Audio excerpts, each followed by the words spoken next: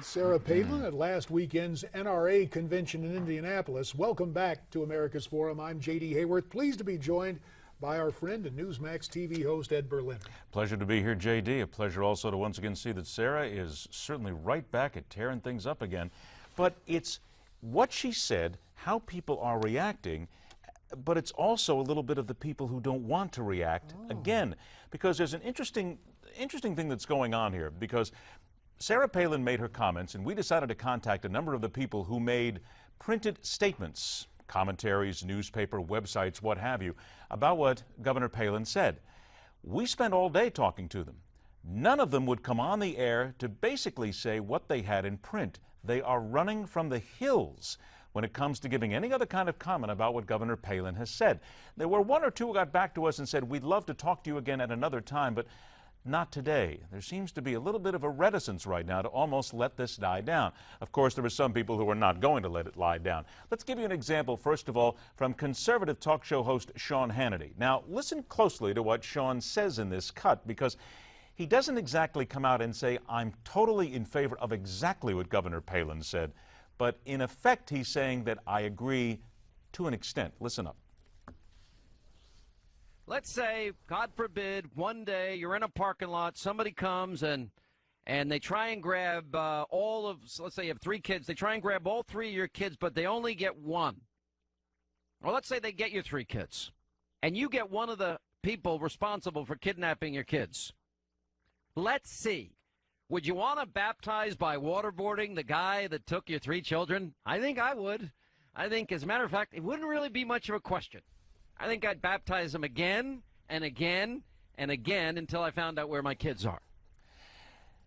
J.D., I think it's the use of the word baptize, and that, of course, has a lot of people fired up here, because religious groups are coming out en masse against Governor Palin for what she said. Now, let's give an example of what some of the groups are saying here. This is from David Henson, who's from Pathos.com, and this is a group that brings together a lot of religious thinking. Waterboarding, along with other torture and human rights abuses like drone warfare and indefinite detention, was how the United States baptized the world into its new creation, the war on terror.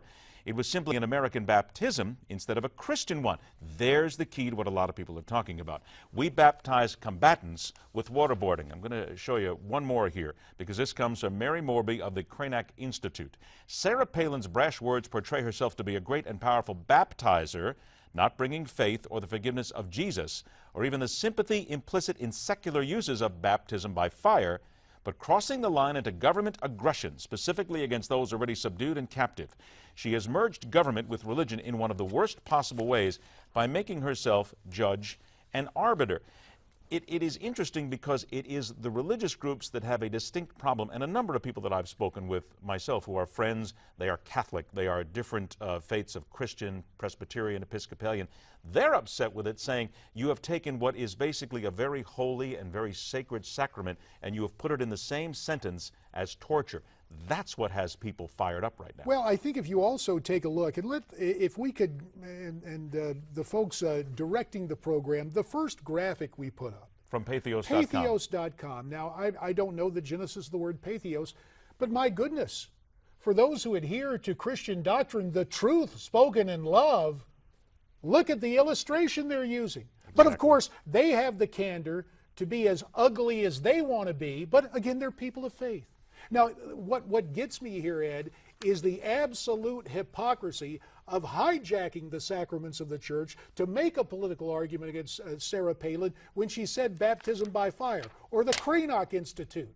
The final line in this tells you where they're coming from. Quote, she merged government with religion in one of the worst possible ways, making herself judge and arbiter. Now, let me say, admittedly, I'm not up chapter and verse on the Cranach Institute, but let me give you a thought. When I read anything about merging government and religion in this context, I don't see a, quote, Christian group. I see a secularist group, again attempting to confuse the issue, separation of church and state, that appears nowhere in the Constitution of the United States. But the secularist among us will use any tool, including theology, and hijacking the sacraments of the church when a figure of speech is utilized for a political policy or a political figure with whom they disagree. It is the hijacking word, I think, that has people upset as well, because what they are claiming is that Governor Palin has hijacked the sacrament and is using it in line with torture. Now, something else we need to point out here, too. There is a group called Faithful America, and it's getting an awful lot of play from members of the media. This is a group, if you go on the website, they are talking about getting signatures from people on a petition, condemning Governor Palin for the remarks. Now, just a couple of days ago, they wanted 15,000. They got 15,000. Last time we checked, they had 61,384 signatures. However, let's be fair. There is no contact information on the website. There is no spokesman for the website. There is no way of telling if it is real or where these votes have come from.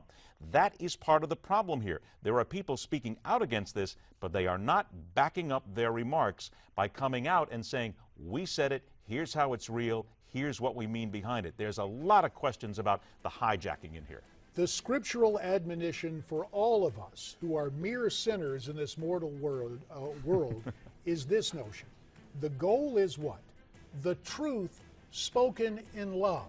From my perspective, truth is a matter of opinion, and obviously a lot of this was not spoken with love, but with a political animus. It's another story that's not going to be gone for a long time. We'll be back here again next week, trust me. And we will be back here with more of your thoughts. Ed, thanks a bunch. Lots to follow up on here on this edition of America's Forum. Please stay tuned.